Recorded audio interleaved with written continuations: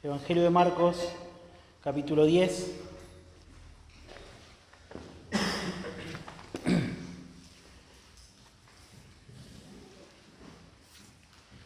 Y vamos a leer los primeros 12 versículos, así que quiero invitarlos, Marcos capítulo 10, versículos del 1 al 12.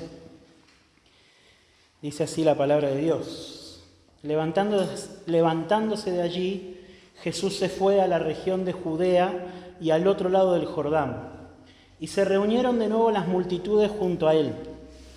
Y una vez más, como acostumbraba, les enseñaba. Se acercaron algunos fariseos y para poner a prueba a Jesús le preguntaban si era lícito a un hombre divorciarse de su mujer. ¿Qué les mandó Moisés?, le preguntó Jesús. Les dijo Jesús, Ellos respondieron: Moisés permitió al hombre escribir carta de divorcio y repudiarla.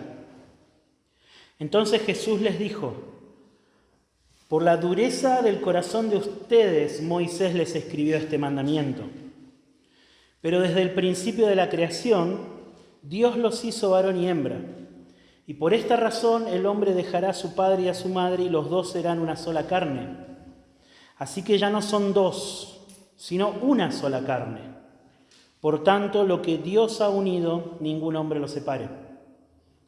Ya en casa los discípulos le volvieron a preguntar sobre esto y él les dijo: cualquiera que se divorcie de su mujer y se case con otra comete adulterio contra ella, y si ella se divorcia de su marido y se casa con otro, comete adulterio.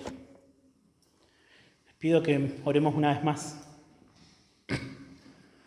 Señor, te pido que me ayudes en esta mañana a poder hablar con fidelidad, con sensibilidad, Señor, y con un corazón amoroso y tierno, lo que dice este pasaje, Señor. Te pido que me ayudes. ¿Sabes, Señor? ¿Sabes lo que siento en cuanto a tener que predicar este pasaje? Y te pido que me ayudes, que me des palabras apropiadas para poder comunicar con fidelidad, Señor. Eso te pido, fidelidad, la verdad que hay en este pasaje, Señor. Quiero pedirte que por medio de tu verdad ayudes a los matrimonios que hay acá, Señor, a poder tomar en serio el pacto matrimonial que hicieron el día que se unieron, a poder luchar hasta el último día por honrarte, Señor, honrando ese pacto. Te pido también que por medio de tu palabra traigas a los jóvenes, a las personas solteras que hay acá hoy, Señor, un peso por querer honrarte, casándose con hombres, con mujeres fieles que te amen, que te quieran seguir, Señor. Y yo te pido también por aquellas personas que en medio nuestro también y que han padecido, han sufrido la tragedia del divorcio, Señor, que tu palabra les traiga consuelo también esta mañana, Señor. Que el Evangelio pueda ser para ellos hoy el consuelo que quizás puedan necesitar, la libertad en la conciencia que puedan necesitar, Señor, el ánimo, y que le des a tu iglesia siempre, Señor, una mentalidad evangélica para recibir a cada persona que viene a Cristo en arrepentimiento y fe. Señor, que tu palabra hoy haga su obra en medio nuestro. Te lo pido en el nombre de Jesús. Amén. Ustedes saben que antes de que entrara el pecado en el mundo, ¿bien?, en Génesis capítulo 1, después de que el Señor crea todas las cosas, Moisés nos relata que es como si Dios hubiese dado un paso atrás para mirar el panorama de toda su creación, y dice que todo lo que había hecho era bueno en gran manera. Esa fue la declaración de Dios acerca de la creación. Obviamente antes de que entrara el pecado en el mundo, ¿sí? Los cielos, la tierra, la luz, el sol, la luna, las estrellas, los animales, los mares, el ser humano, la familia, era bueno en gran manera. Pero en ese detalle de que todo era bueno en gran manera, antes de que entrara el pecado en el mundo, hay solamente una cosa de la cual Dios dice que no estaba bien. Hay algo que no era bueno en esa creación antes de que entrara el pecado en el mundo. Dice Génesis capítulo 2 que Dios vio al hombre, Dios vio a Adán, al varón, y dijo que no era bueno que el hombre estuviera solo. Eso fue verdad incluso antes de que el pecado entrara en el mundo. No era bueno que el hombre esté solo. Y Dios creó a la mujer y Dios creó a la familia. Dios creó a la familia. Es una vez que la familia fue creada que Dios pudo alejarse y ver que todo era bueno en gran manera. Ahora sí, no había nada imperfecto. Todo era bueno en gran manera. Eso hermoso que Dios creó, el matrimonio, la familia, nosotros también lo hemos arruinado con nuestro pecado. El divorcio existe, la ruptura de la familia y del matrimonio existe porque existe el pecado. Esa es la verdad de Dios, esa es la verdad de la palabra de Dios. ¿Bien? No significa eso que todas las personas que hayan atravesado un divorcio sean culpables. No significa eso.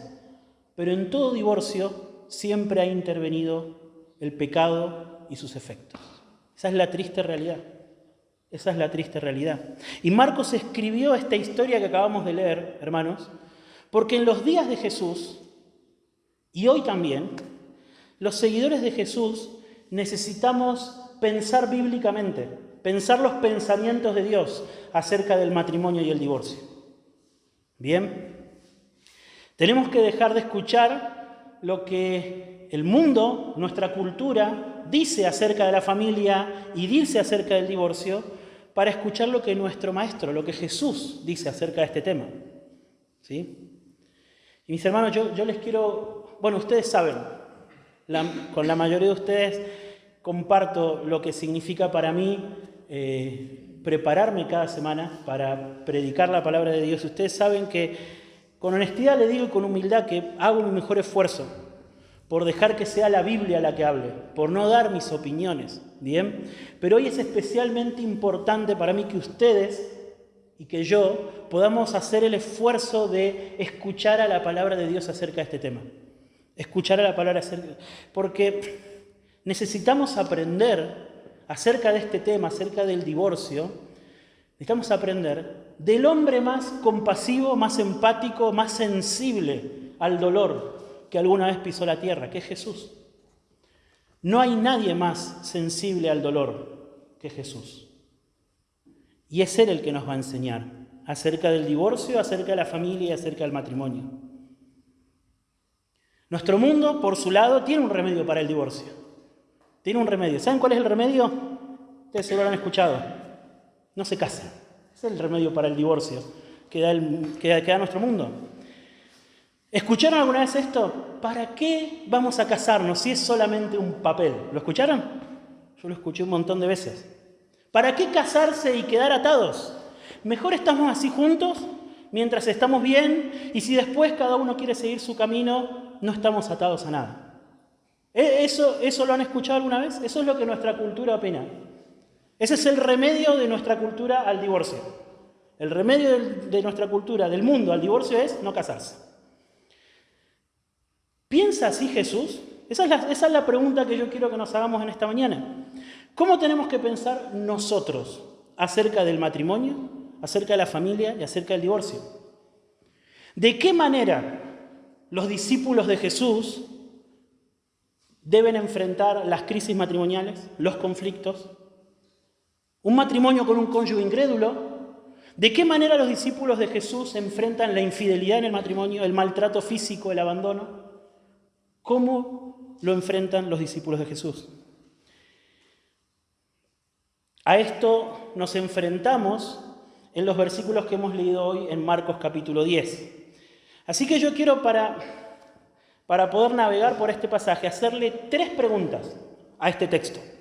¿Bien? 3 preguntas que van a ser los 3 puntos de mi predicación en esta mañana.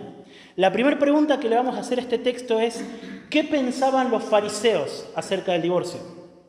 ¿Bien? La segunda es: ¿qué pensaba Jesús acerca del divorcio? Y la tercera pregunta va a ser, ¿qué dice el resto de la Biblia acerca del divorcio? Ahí vamos a abrir el panorama y vamos a irnos más allá del Evangelio de Marcos. ¿Bien? Pero esas son las 3 preguntas, los 3 puntos que va a tener mi predicación en esta mañana.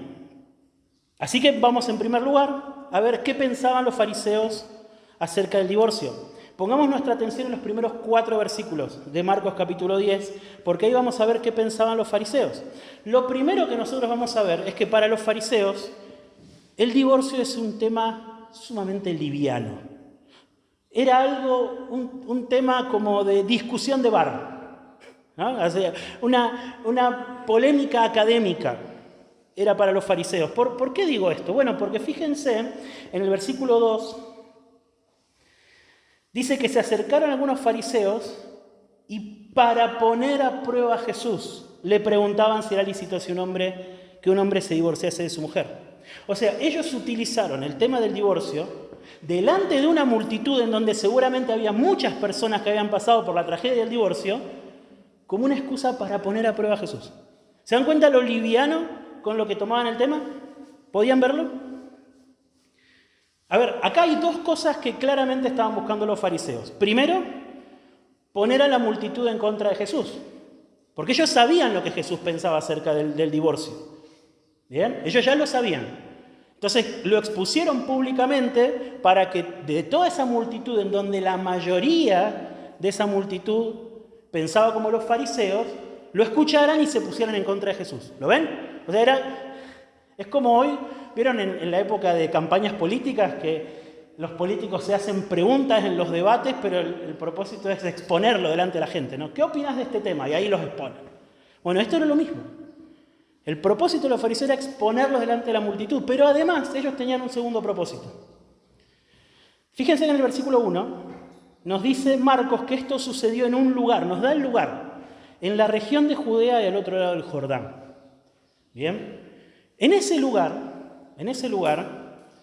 empezó el Evangelio de Marcos. Ahí empezó el Evangelio de Marcos. ¿Quién predicaba ahí? ¿Se acuerdan? Juan el Bautista. ¿Y se acuerdan cómo murió Juan el Bautista? El rey que gobernaba esa región lo mandó a matar. ¿Por qué razón? Porque denunció su divorcio, ¿se acuerdan? Que se había divorciado de su esposa para casarse con otro. O sea que como ellos, ¿qué pretendían? Pretendían que el mismo rey hiciera lo mismo con Jesús. Era una pregunta tramposa, pero lo que revelaba todo esto, que tanto el hecho de que querían exponer a Jesús delante de la multitud, como que querían usar la pregunta como una excusa para que Herodes matara a Jesús, lo que revelaba es que para ellos era un tema sumamente liviano. Estaban dispuestos a usarlo sin ninguna sensibilidad delante de la gente, delante de Jesús, como una simple excusa para poner a prueba a Jesús. Eso es lo primero que nosotros vemos acerca de qué pensaban los fariseos acerca del tema del divorcio. Pero ellos no solo veían al divorcio livianamente, sino que ellos tenían un concepto permisivo, absolutamente permisivo acerca del divorcio. Observen que en el versículo 3, Jesús, en vez de responder su pregunta, Él les hace una nueva pregunta. Él les pregunta, ¿qué les mandó Moisés? ¿Qué les mandó Moisés? A lo que ellos responden, versículo 4, Moisés permitió al hombre escribir carta de divorcio y repudiarla. ¿Sí? Ellos están haciendo referencia acá a una ley del Antiguo Testamento que nosotros la vemos en Deuteronomio capítulo 24, en donde Dios por medio de Moisés lo que hace es regular una circunstancia específica de divorcio. Y ellos la generalizan.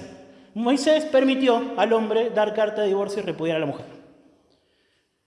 O sea que la respuesta de los fariseos a Jesús es que como Moisés permitió el divorcio, es lícito para el hombre divorciar a su mujer y repudiarla. Es lícito, lo puede hacer tranquilamente. Conclusión. ¿Qué pensaban los fariseos acerca del divorcio? Ellos tenían el asunto como algo liviano y como algo permisivo. ¿Ven? Eso es lo que pensaban los fariseos, eso es lo que nosotros vemos en el pasaje. Eso pensaban los fariseos acerca del divorcio. Nada distinto a lo que nuestro mundo hoy piensa acerca del divorcio. Para nuestro mundo, el divorcio es un tema liviano, lo tratan de forma absolutamente insensible y sin ningún límite, es absolutamente permisivo. ¿Sí? Una amiga se junta a charlar, a tomar unos mates con otra amiga que está en una crisis matrimonial y fácilmente puede tirar algo como, y bueno, déjalo, tenés que pensar en vos, en tu felicidad, en estar bien vos. Un terapeuta aconseja a su paciente que está en depresión por causa de un divorcio. Usted debe pasar página, debe seguir adelante. Todas palabras livianas, insensibles acerca del tema, acerca de la tragedia del divorcio. ¿Bien? Así es como pensaban los fariseos del tiempo de Jesús y así es como piensa nuestra cultura hoy acerca de este tema. ¿Bien? Pero en segundo lugar vamos a tratar de ver qué es lo que pensaba Jesús sobre el divorcio. Ya hemos visto en primer lugar qué pensaban los fariseos, ahora vamos a ver qué pensaba Jesús sobre el divorcio. Y yo quiero señalar en el pasaje al menos 3 cosas que vemos de cómo Jesús pensaba sobre el tema del divorcio. Lo primero que nosotros vemos en el pasaje es que Jesús piensa que es en la Escritura en donde tenemos que aprender acerca del divorcio. Fíjense lo que le responde. No sé si notaron lo que Jesús le pregunta a los fariseos. Bajen sus cabezas y vean el versículo 3. Los fariseos le preguntan si era lícito a un hombre divorciarse de su mujer y Jesús, ¿qué les dice? ¿Qué les mandó Moisés? ¿Sí? Déjenme detenerme un momento en esto que está haciendo Jesús, porque lo que él hace es quitar el foco de atención de cualquier caso particular de divorcio que ustedes se puedan imaginar y nos quiere dirigir a un lugar. ¿A dónde nos quiere dirigir? A la Escritura. ¿Ven? La respuesta de Jesús es, bueno, ¿qué dice la Escritura? ¿Qué escribió Moisés en la Escritura? Ahí es donde hay que ir a buscar respuesta. Eso es lo que piensa Jesús. Jesús lo que piensa es que es en la Escritura en donde nosotros tenemos que ir a aprender cómo pensar acerca del divorcio. ¿Sí? Y hermanos, no nos equivoquemos, por favor, no nos equivoquemos. La pregunta acerca del divorcio no se responde preguntándonos sobre qué hacer en los diferentes casos difíciles que pueda llegar a haber, sino preguntándonos qué nos dice el Señor en su palabra. ¿Bien? ¿Pero qué debe hacer entonces una mujer a la que su esposo la vive humillando? ¿Qué debe hacer un hombre que vive con una mujer que maltrata a sus hijos cuando él se va a trabajar? ¿Qué debe hacer el hombre o la mujer que sufre la infidelidad de su cónyuge? ¿Qué debe hacer el hombre que es permanentemente humillado por su esposa públicamente delante de amigos y familiares? Todas estas preguntas, mis hermanos, tienen que contestarse. No estoy diciendo que no importan, estas preguntas importan, tienen que contestarse, pero tienen que contestarse poniendo nuestros ojos en la palabra de Dios. Eso es lo que está diciendo acá Jesús. ¿Qué mandó Moisés? ¿Qué mandó la palabra de Dios? Y esto no es ser cruel, esto no es ser insensible, hermanos. Esto no es ser fariseo, al contrario. Al contrario, los fariseos eran todo lo contrario a esto. Esto es el consejo de la persona más sensible al dolor que alguna vez pisó esta tierra. El divorcio es una tragedia. El dolor de un hombre, una mujer, de los niños que quedan involucrados, no lo puede contar nadie. Pero Jesús sí lo entiende. Nadie entiende ese dolor como Jesús. Nadie. Y este hombre, que es la encarnación del Dios que es amor, ¿sí? Porque Jesús es el Dios encarnado, el Dios que la Biblia dice que es amor, este hombre en su compasión, en su amor, en su empatía hacia las personas que sufren o han sufrido la tragedia del divorcio, él dice, miremos las Escrituras. Miremos las Escrituras. No miremos a otro lado, miremos las Escrituras. Eso es lo primero que nosotros vemos que Jesús piensa acerca del divorcio, que es un tema que se debe resolver en las Escrituras. Lo segundo que dice Jesús es que el divorcio existe por una razón, que es la dureza del corazón del hombre. Por eso existe el divorcio. Fíjense que ellos se lo dicen directamente. Cuando los fariseos le responden a Jesús, Moisés permitió al hombre escribir carta de divorcio y repudiarla, Jesús les dice, versículo 5, por la dureza del corazón de ustedes, Moisés les escribió este mandamiento. Por la dureza del corazón de ustedes.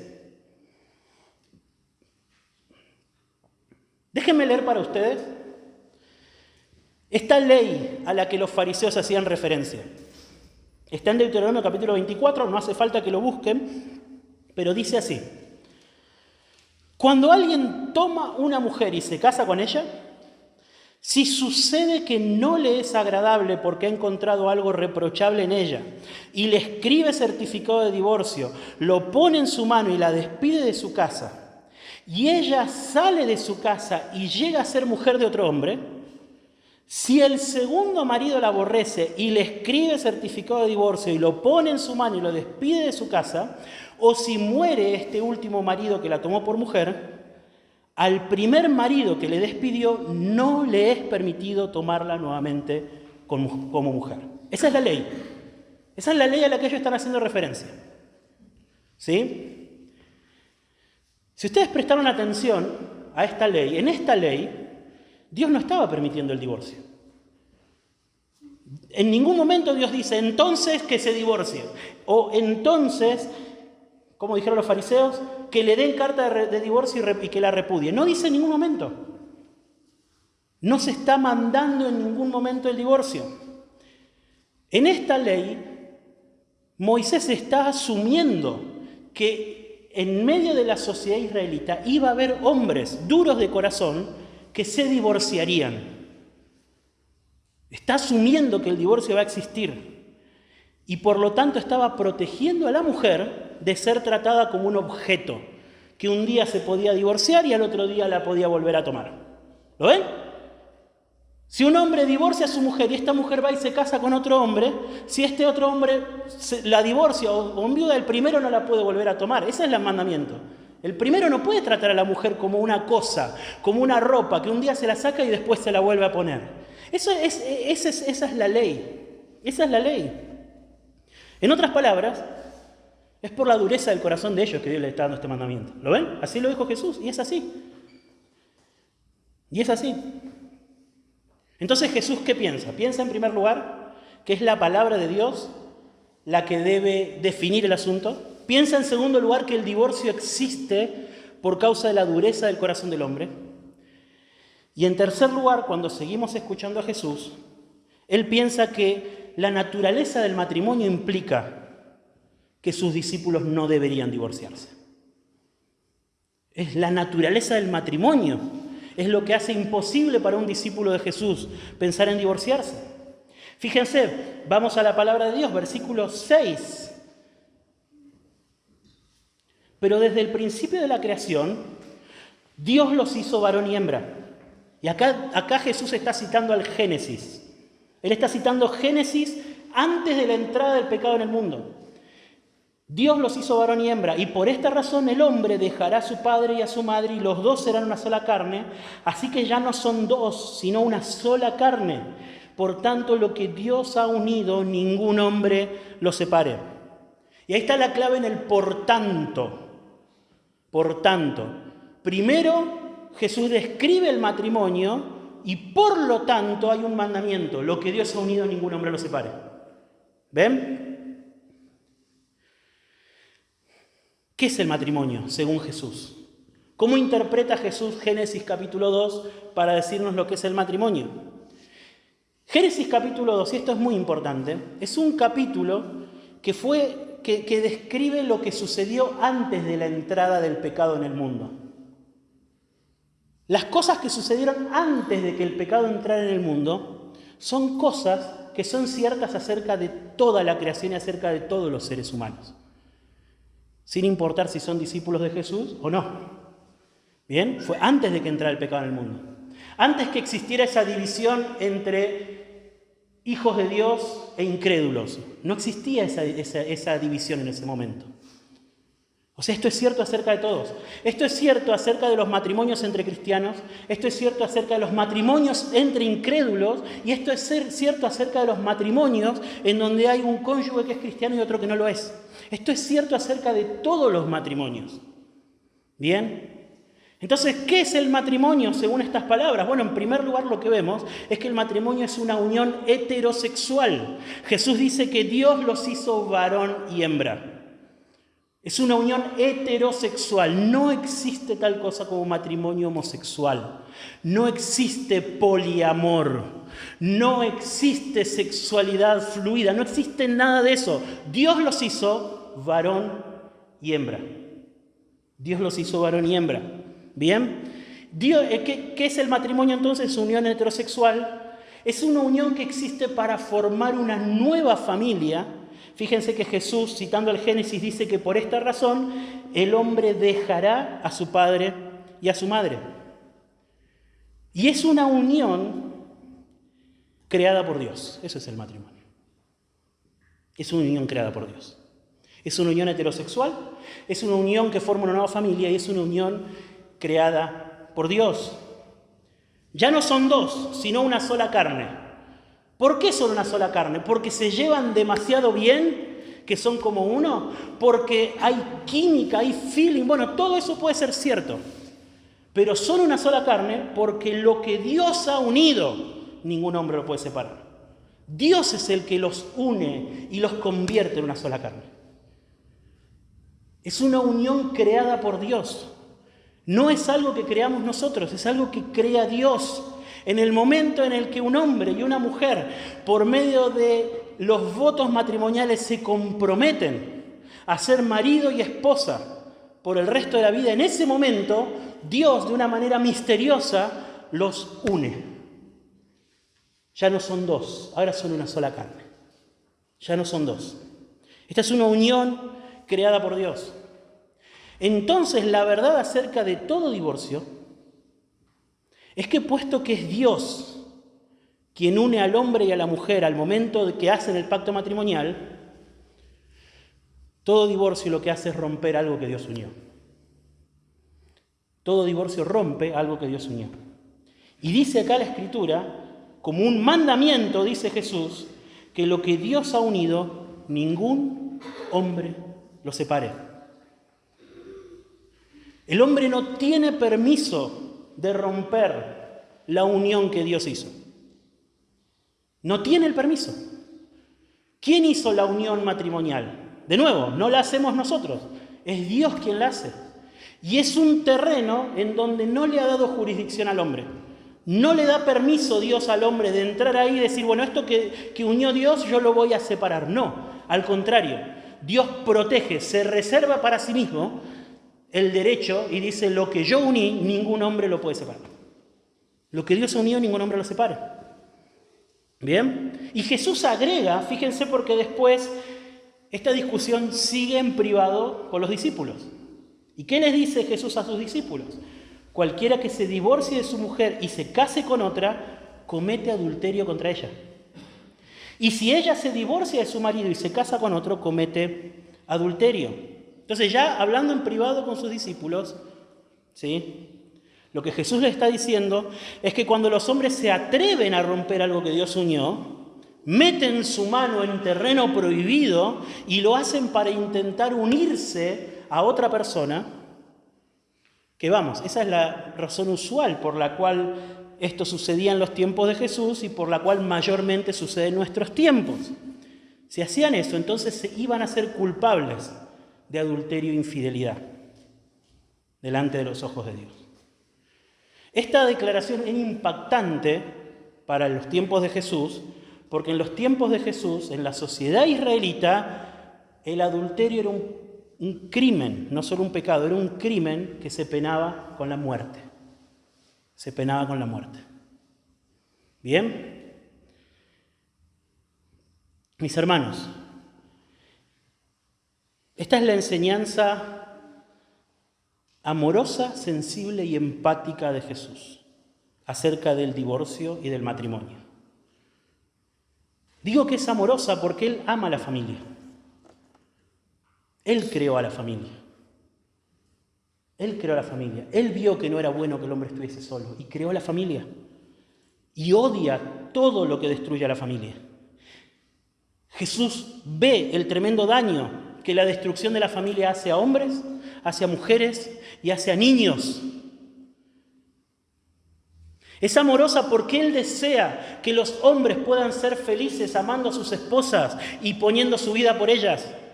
Él ama ver a las mujeres siendo felices, cumpliendo con el diseño de Dios para la esposa, ayudando y afirmando el liderazgo bíblico de sus esposos. Entonces, todo lo que rompe eso, Jesús va en contra de todo lo que rompe eso. Él va en contra de todo eso. Y Él con toda seriedad se para delante de esa sociedad que trataba livianamente el divorcio y le dice: ustedes están metiendo su mano en un terreno sagrado. Lo que Dios ha unido, ningún hombre tiene el permiso de separarlo. Ningún hombre tiene el permiso de separarlo. Entonces, ¿qué piensa Jesús acerca del divorcio? Dijimos, en primer lugar, que es un asunto que debe ser examinado con las Escrituras y no con nuestras emociones. Bien. En segundo lugar, hemos visto que es un asunto,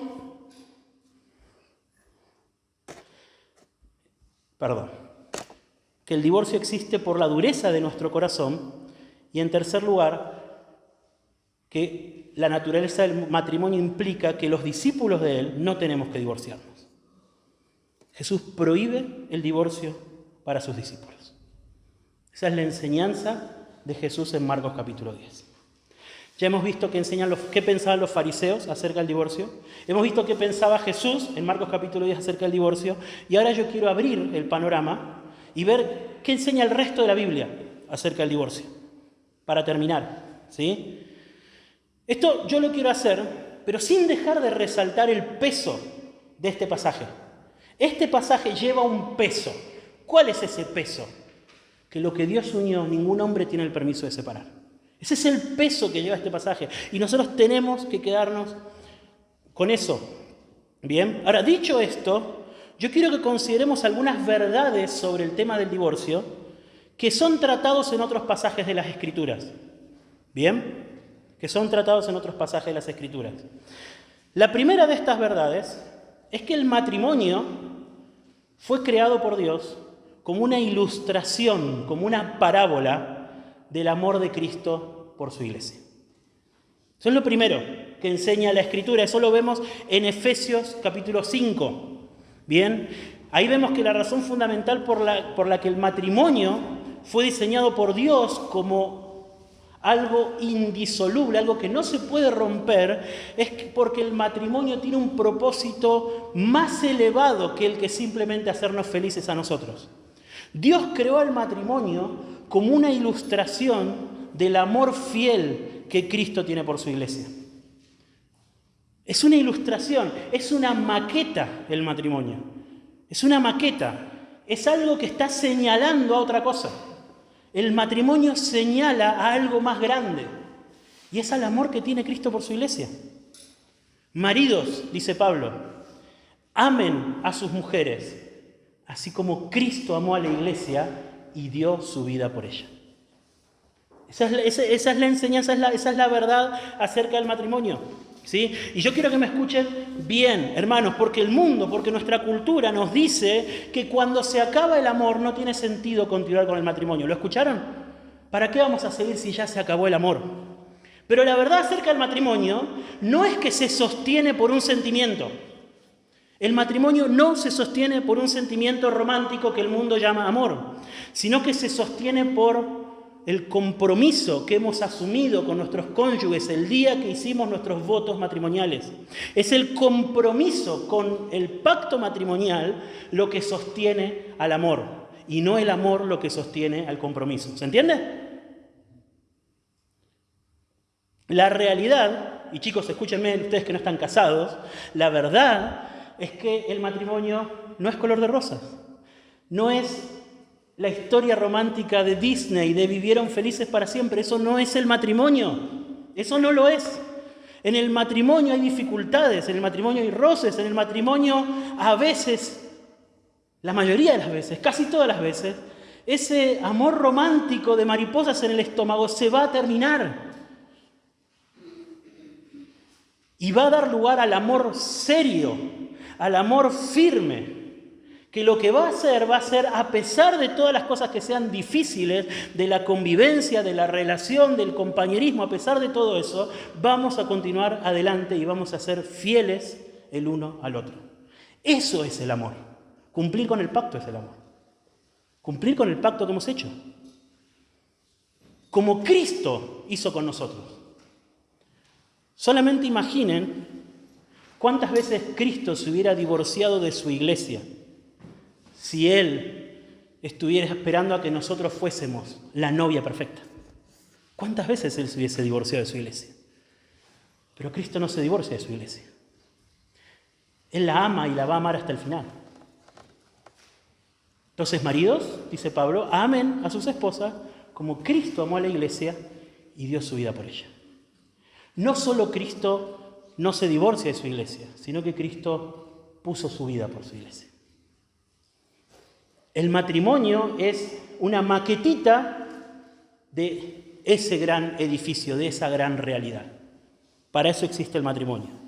Eso es lo primero significativo del resto de la Escritura acerca del tema. Lo segundo que quiero señalar es que Jesús enseñó que sí hay una causa legítima para el divorcio. Una. Y es la inmoralidad sexual. En Mateo capítulo 19, versículo 9, que es el pasaje paralelo a este, pero en el Evangelio de Mateo, o sea, Mateo contando esta misma historia, pero él, en su versión, él cita a Jesús y dice Jesús, pero yo les digo que cualquiera que se divorcie de su mujer, salvo por infidelidad, y se case con otra, comete adulterio. ¿Bien? Fíjense que esa excepción, salvo por infidelidad, no aparece en Marcos. Marcos no la cita, pero Mateo sí la cita. Ahora, nosotros no tenemos tiempo acá en este lugar para profundizar en este pasaje.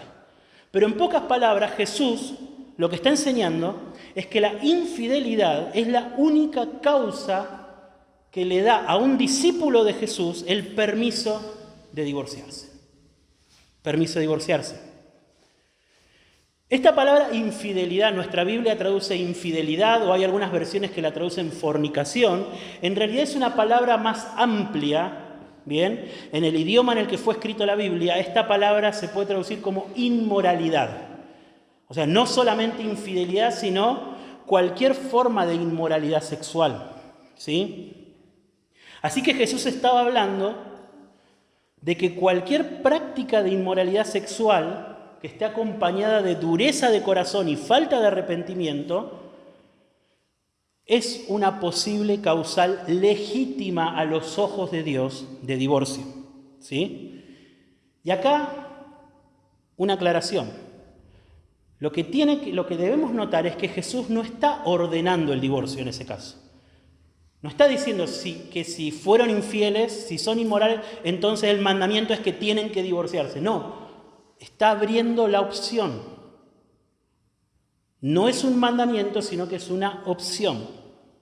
Entonces, si nosotros unimos Mateo 19 con lo que hemos visto en Marcos y con el resto de las enseñanzas de Jesús, lo que nosotros podemos decir es que siempre que sea posible, incluso en casos de inmoralidad, debe intentarse la restauración del matrimonio.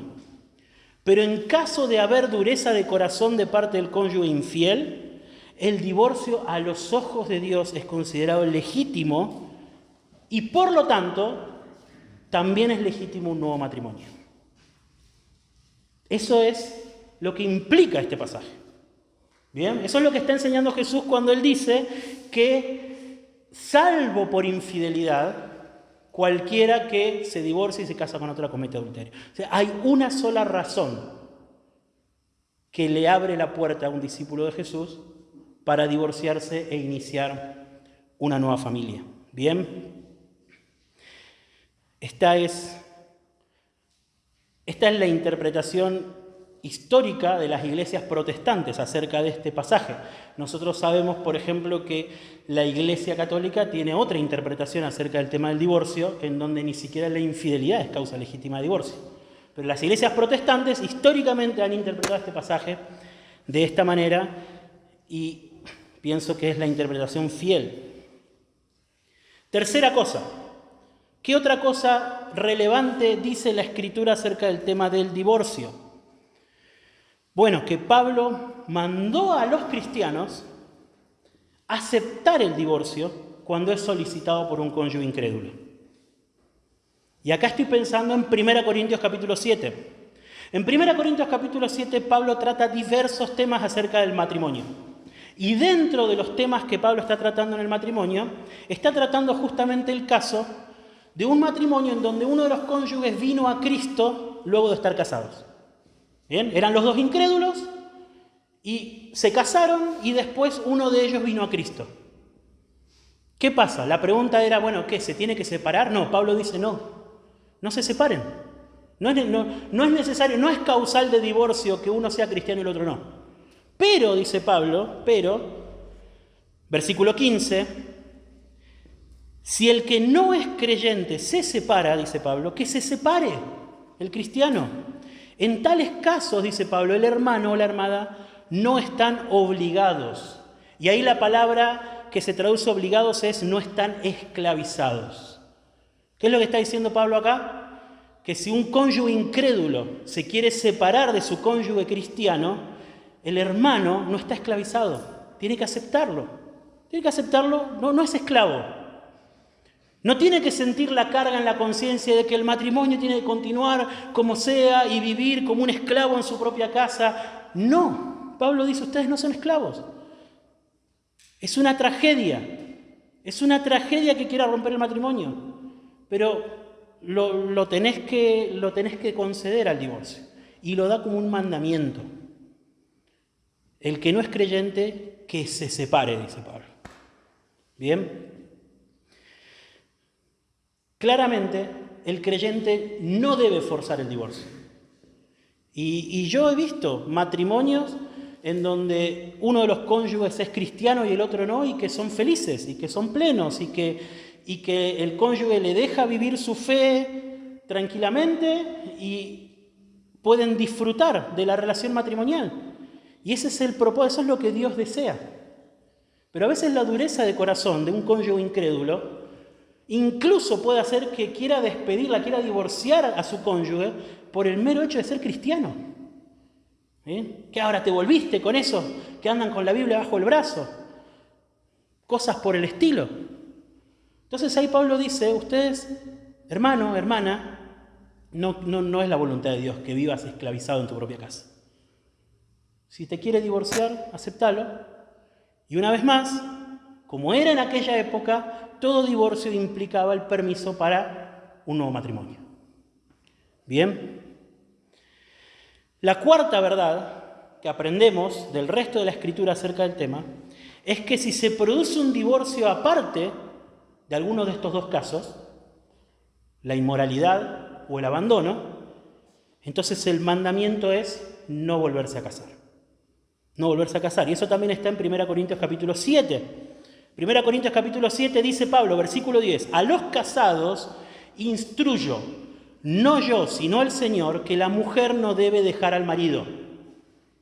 Pero si lo deja, quédese sin casar, o de lo contrario que se reconcilie con su marido, y que el marido no abandone a su mujer.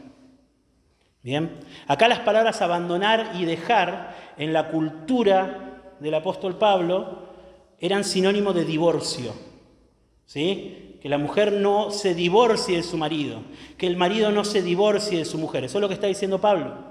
Bien. Ahora, en este lugar lo que necesitamos aclarar es que existen circunstancias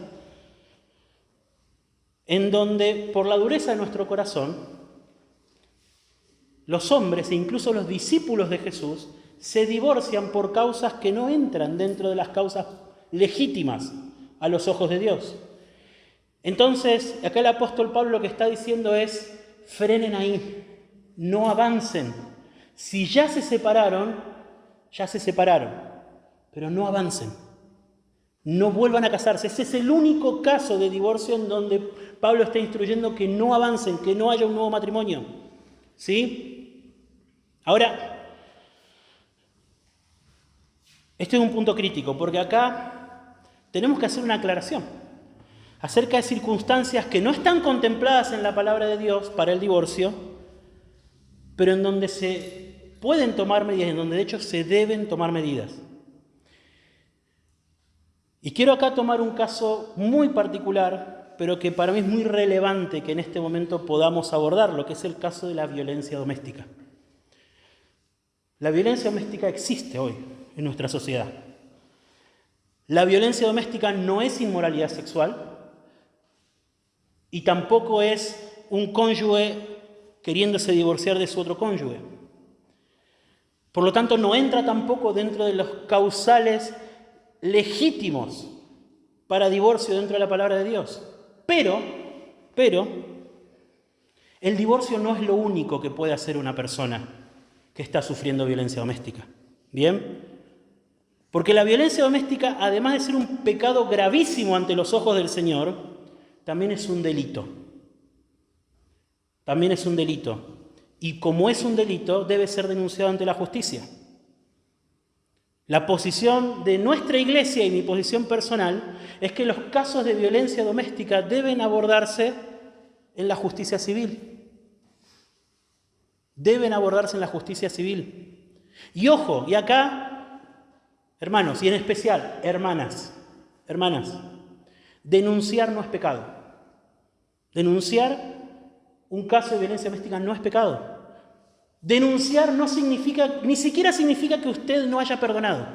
No es falta de perdón denunciar frente a la justicia.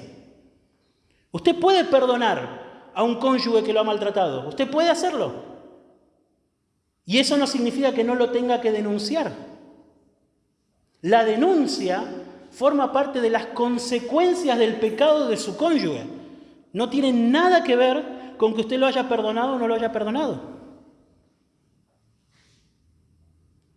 Y nosotros estamos convencidos de que eso es lo que debe hacer toda persona y en particular toda mujer que sufra violencia doméstica.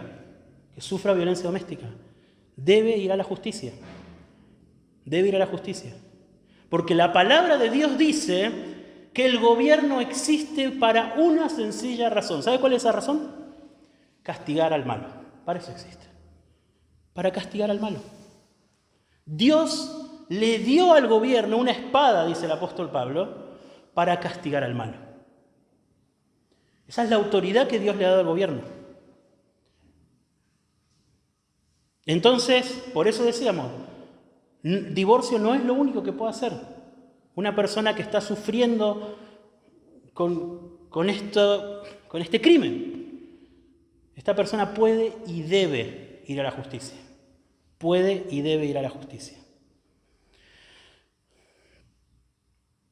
Bueno, hechas todas estas aclaraciones, y habiendo considerado qué es lo que pensaban los fariseos acerca del divorcio, lo que pensaba Jesús y lo que dice el resto de la Biblia, yo quiero terminar esta enseñanza y yo soy muy consciente de que se pueden haber despertado un montón de preguntas al respecto. Y yo quiero animarlos a que no tengan miedo de acercarse, de compartir sus preocupaciones, de hacer las preguntas, de sacarse todas las dudas que tengan acerca de cómo vemos en la Escritura que se trata el tema del divorcio. ¿Sí? Pero yo creo con todo mi corazón que la palabra de Dios no solamente es la verdad, ¿sí? Sino que es la única verdad llena de amor, compasión y empatía que tengo para compartirles hoy. Es lo único. No hay Dios más amoroso, más compasible, más empático, más sensible que el Dios verdadero. Y Él nos habló a través de las Escrituras. Y yo quiero terminar compartiendo 3 aplicaciones. La primera de ellas pensando en los matrimonios que hay en nuestra iglesia. ¿Sí? Hermanos, hermanas en Cristo, que están siguiendo a Jesús.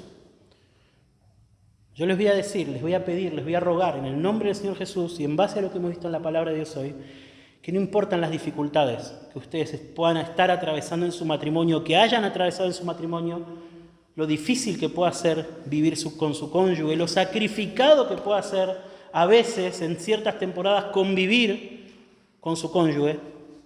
Hermanos, no separes lo que Dios unió. No separes lo que Dios unió.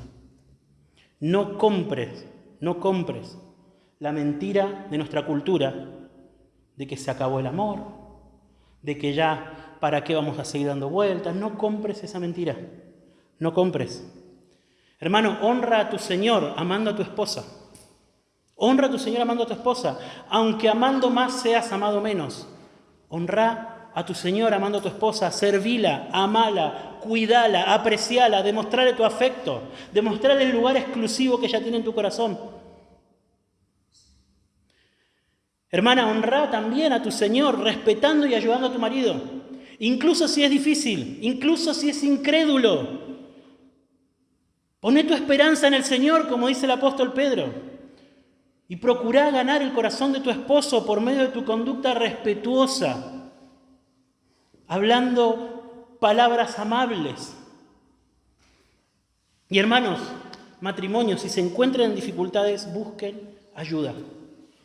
Busquen consejería, busquen ayuda. No cierren las puertas del hogar para que no mostrarse frágiles, no caigan presa del orgullo. Busquen ayuda.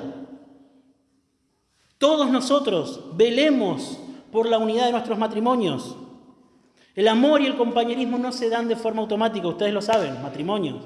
Saben que requiere tiempo, requiere cultivarlo, requiere conversar, requiere decir que no a otras personas, a otras actividades, a otras costumbres, requiere disciplina, requiere separar momentos, estar al día, resolver las cuentas pendientes, perdonarse, pedirse perdón, entenderse. Como Cristo nos recibió a nosotros, recibir a nuestro cónyuge imperfecto. Miremos a Cristo poniendo su vida por la iglesia y dispongámonos a poner nuestras vidas por nuestras esposas varones. Segundo lugar, les quiero hablar a mis queridos jóvenes que están acá, solteros, que están viniendo a Cristo, que están aprendiendo a caminar con el Señor, que quieren seguir a Cristo. Yo les voy a hacer un llamado en base a todo lo que hemos visto hoy. Busquen y deseen el matrimonio. Quieran casarse, deseen casarse, pero háganlo buscando un hombre o una mujer de Dios. ¿Sí? El mundo a ustedes les está enseñando a mirar otras cosas. Les está enseñando a mirar cosas que el tiempo va a marchitar y que Dios no valora. Que Dios no valora. Muchachos, busquen una hermana cristiana, ni se atrevan a poner sus ojos en una persona que no sea discípulo de Jesús. Busquen una muchacha cristiana, una muchacha que esté tomando su cruz cada día, que esté amando a Cristo, que sea servicial, ayudadora, respetuosa, valiente, que esté dando evidencias de que está honrando a sus padres y amando al Señor y a su pueblo. Chicas, busquen un hombre también cristiano, yo les ruego. No atrevan a poner sus ojos en una persona que no esté siguiendo a Jesús. No lo hagan. No lo hagan. Yo se los ruego, busquen un hombre cristiano que esté conociendo a su Señor en la palabra para que pueda liderarlas a ustedes con las Escrituras. Con las Escrituras. No cometan el error de buscar lo que el mundo les quiere vender. Busquen un hombre esforzado, trabajador, valiente, servicial. También que esté dando evidencias de estar sirviendo a otras personas, de estar respetando a sus padres. Huyan de los vagos, huyan de los superficiales, huyan de los que solo les interesan los videojuegos. Huyan de todo eso. Huyan. Y busquen a un hombre que esté siguiendo a Cristo. Y a todos, chicos, chicas, yo les pido, trabajen duro en la palabra, en la oración y pasando tiempo con hombres y mujeres adultos sabios. Trabajen duro para convertirse en esa clase de hombre y mujer bíblico. Ustedes no se van a convertir en un hombre bíblico, en una mujer bíblica de la noche a la mañana y por nada. Va a ser Dios con su palabra, con la oración y usando a hombres y mujeres sabios y maduros, lo que va a permitir que ustedes se conviertan en esa clase de hombre y de mujer. Y si el Señor les permite formar una familia con un hombre, con una mujer de estas características, van a estar tan lejos como sea posible en este mundo caído del divorcio. Tan lejos como sea posible. Finalmente, yo también quiero terminar con una palabra para mis queridos hermanos que han atravesado por el doloroso proceso de un divorcio. ¿Sí? Yo lo primero que les quiero decir, en primer lugar, es que si su divorcio es por alguna de las causas que hemos visto que son legítimas ante los ojos de Dios, no hay absolutamente nada que deba cargar con sus conciencias. Ustedes pueden vivir con la libertad con la que Dios quiere que ustedes vivan. ¿Sí? Aclaro esto porque hay muchos hoy en día que prácticamente enseñan que el divorcio es como el pecado imperdonable. Estoy seguro que ustedes han escuchado, ¿cierto? Que ya tienen comprado el último rincón de la iglesia por el resto de sus días. Y eso no es la verdad de Dios. No es la verdad de Dios. Pero aún si alguno de ustedes hoy puede ver que se ha divorciado fuera de las razones legítimas de la palabra de Dios, pero ha venido a Cristo en arrepentimiento y fe, entonces usted puede saber que sus pecados han sido perdonados. Todos, inclusive ese divorcio posiblemente pecaminoso. Y ya no están más definidos por el divorcio. Ya no son más divorciados. Ya no son más divorciados. Son hijos de Dios, justificados por la fe y santificados por el Espíritu de Dios. Son miembros de la familia de Dios, perdonados para siempre. Perdonados para siempre. Y esa es la maravilla del Evangelio. Esa es la maravilla del Evangelio. Todos nosotros, todos los que estamos acá, un día estábamos definidos por nuestros pecados. Algunos de ustedes todavía están definidos por sus pecados. Todavía están definidos por sus pecados. Todos nosotros, como dice uno de los pasajes, de mis pasajes favoritos de la Escritura, en 1 Corintios, éramos inmorales, viciosos, maltratadores, egoístas y divorciados. Éramos eso. Y esto éramos alguno de nosotros, dice el apóstol Pablo, pero fuimos santificados, fuimos justificados en el nombre del Señor Jesucristo y en el Espíritu de nuestro Dios. Y así nos ve Dios. Y iglesia, así la iglesia también debe ver a nuestros hermanos que han atravesado por ese proceso. No con ojos de condenación, porque si han venido a Cristo en arrepentimiento y fe, nadie es mejor que un hermano que ha tenido que atravesar por ese proceso. Nadie. Deben ser recibidos, deben ser amados, deben ser estimados como cualquier otro hermano en Cristo, porque eso es lo que son. Esto éramos algunos de nosotros, pero fuimos santificados, fuimos justificados en el nombre del Señor Jesucristo y en el Espíritu de nuestro Dios.